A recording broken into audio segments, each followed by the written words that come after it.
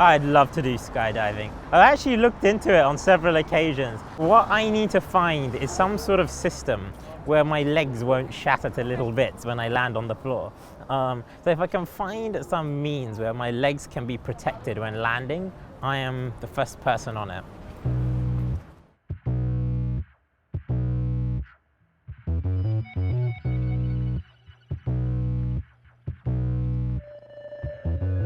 My name is Shrin. I am 29 years old.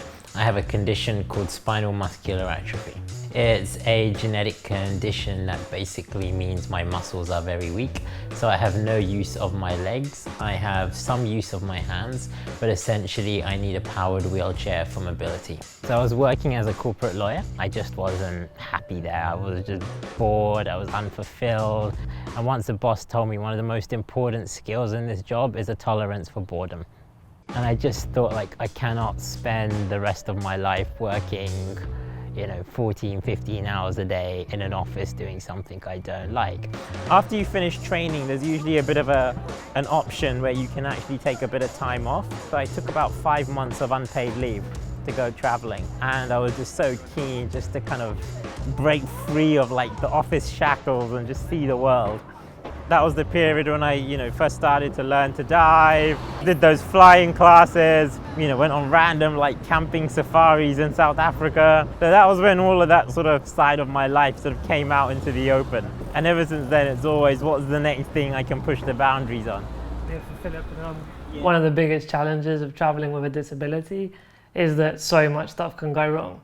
From the research and planning bit, it's tricky. Yeah. But even when you've done all your homework, things will always still go wrong, and we've experienced it, haven't we? Yeah, I've had, places where hotels haven't been accessible when they should have been. To the front door. To the front door. And showering. Exactly, Yeah. Or there's been instances where equipment has broken down, Yeah. or even instances like from the past where my wheelchair has been written off by an airline. I think both of us enjoy the challenge and the fact that it is difficult. I think we both really just enjoy exploring new areas, meeting new people, experiencing new cultures. And I think it's something that has been important to just our development as individuals. It definitely, on my part, has made me a better person. So we believe that travel for disabled people should be really easy. And that's why we built Accomable. At the moment, we help you find accessible property that's been verified and vetted. Later down the line, if you want, say, an adapted car or a specialist taxi, or you want to rent some medical equipment or even book flights, we'd be able to help you with that. We won the Skull Foundation grant last summer, but neither Martin or I knew how to code, so we decided to bring in an outside agency to build it for us. Fast forward 7 months later, and we are 1 month away from having to present a demonstration of what we've built to the board of the Skull Foundation. However, the app that the agency had built just wasn't working, and so therefore we had absolutely nothing to show to the board. I did have my suspicions that something wasn't quite going to plan and something wasn't quite right. So I took it upon myself to actually start learning to code, because I felt that there may be a situation where I may actually have to step in and do a lot of the work myself. We have a prototyping space called the Oxford Launchpad, based at the business school. So I used to work a lot there, like with other entrepreneurs, trying to help them get their ideas up and running. And I guess I used to see them coding, like, I want to be able to do that. They used to be able to like make products, make apps, and I would see them like, wow, that's so cool to be able to do that. So I first started to learn to code by watching random YouTube videos. Now, while I loved watching these videos were a little unstructured, and I felt I wasn't learning as much as I potentially could.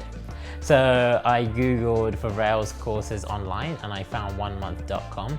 And what I really loved about it is that the course was brilliantly structured. It was much more organized than these random YouTube videos, and it actually allowed me to build an app in less than a month.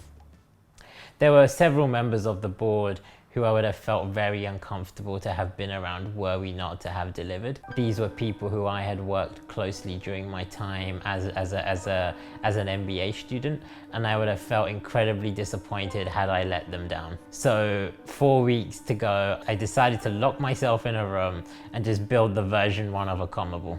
I have to admit, I was very difficult to be around. I felt incredibly nervous that I was gonna let people that I respect and care about down. I was very stressed, and I was working all hours of the day, all hours of the night in order to build this. I finished the app 3 days before we had to demo it. Thankfully, the presentation went really well. The app worked beautifully. I think the board thought that it had been in development a lot longer, and I don't think had actually realized that it had been built in less than a month.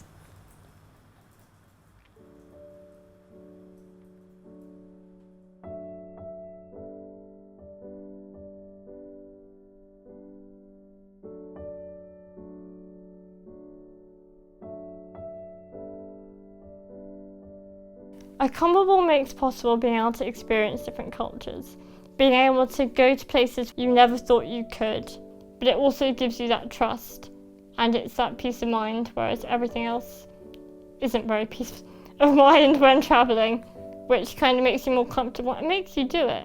I mean, I would never found the place in Barcelona. I probably wouldn't have slept properly. I probably wouldn't have been able to do half the things and wouldn't have been able to enjoy the trip.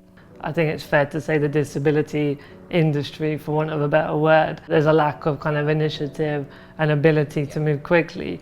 But what I think, as you mentioned with the tech world, is we're bringing disruption and innovation, which are very common words in the tech world, but just never existed in the disability world. Exactly. Some of these organizations have been more charitable or more based on government, more philanthropic. As much as there is a really important place for such organizations, I guess they haven't been able to go out there with the same level of tenacity that a tech startup would to try and address the needs. Fundamentally, entrepreneurs, all you care about is solving that person's need. You've got nothing stopping you. You can just go do it, right? Nothing is in your way. You don't have to get permission from anyone. You don't need to get someone to sign off on it. You don't need some board approval. You can just look, I'm gonna make something and just get the hell on with it. When someone sees a beautiful looking app that works, they don't see the amount of pain and difficulty and struggle and persistence and learning that has gone in to make that product really good. As a disabled person, in a similar vein, people see you do stuff, they see you get things done and hopefully be as productive as anyone else in society, but they probably don't see, the difficulty that lies underneath. I think when someone does have quite a restrictive physical mobility issue, you feel very comfortable using devices, you feel very comfortable using technology, and code in itself, it's something where you can exert a lot of potential and power with minimal physical effort. Sometimes it is quite a surreal feeling that this time last year I was just unable to even write a line of HTML, whereas now I spend most of my day looking at server logs on a Rails server. I have to pinch myself sometimes. During sort of my really younger years, there was a lot of anger and resentment and a lot of rage that I was very different from everybody around me. And I think, my way of dealing with it was to channel it into other things. You're used to just having that internal momentum and that drive to want to make a difference because it was just there you're forced to do it from a young age.